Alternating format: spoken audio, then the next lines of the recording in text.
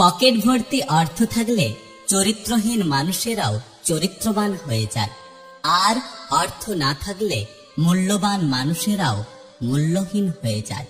মুখ বুঝে মেনে নিলে খুব ভালো, আর প্রতিবাদ করলে খারাপ। পৃথিবীতে যদি কঠিন বলে কিছু থাকে তাহলে সেটা হলো মানুষ চেনা।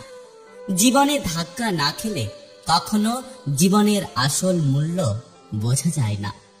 পরিস্থিতি তোমাকে ধন্যবাদ, তুমি বুঝিয়ে দিয়েছ সব আপনজন আপন হয় না। পৃথিবীর সবচেয়ে কঠিন নেশা হচ্ছে মানুষের প্রতি মানুষের মায়া, যেটা কিছুতেই ত্যাগ করা যায় না। কখনো কখনো কিছু সম্পর্ক শেষ করাই ভালো, অহংকারের জন্য নয়, বরং নিজের আত্মসম্মান বাঁচানোর জন্য। পরিস্থিতি তোমাকে অনেক ধন্যবাদ, তুমি বুঝিয়ে দিয়েছ যে সব আপনজন আপন হয় না। কিছু কিছু আপনজন বেঈমান এবং স্বার্থপর হয়। শিকড়হীন গাছ ও মনুষ্যত্বহীন সমাজ কখনোই সোজা হয়ে দাঁড়াতে পারে না। মানুষ দুটো সময় চুপ থাকে, যখন তার কথা বলার কিছুই থাকে না, আর যখন তার অনেক কিছু বলার থাকে কিন্তু শোনার মতো কেউ থাকে না। জীবনে এই কথাটা সবসময় মনে রেখো, পথ চলার সঙ্গী সুন্দর নয়, বরং বিশ্বাসী হতে হয়।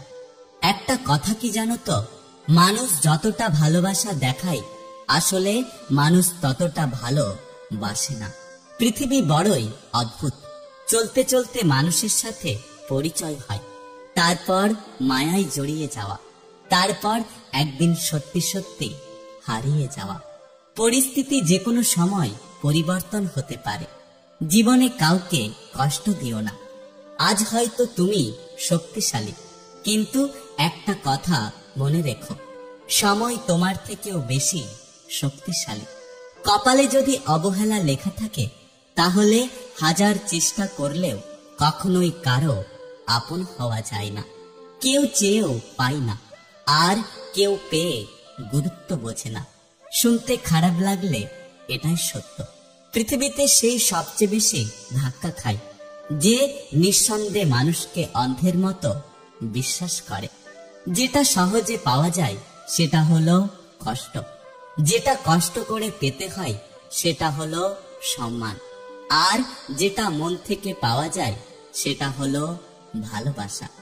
পথ কখনো হারিয়ে যায় না, হারিয়ে যায় একসাথে হেঁটে চলা মানুষগুলো।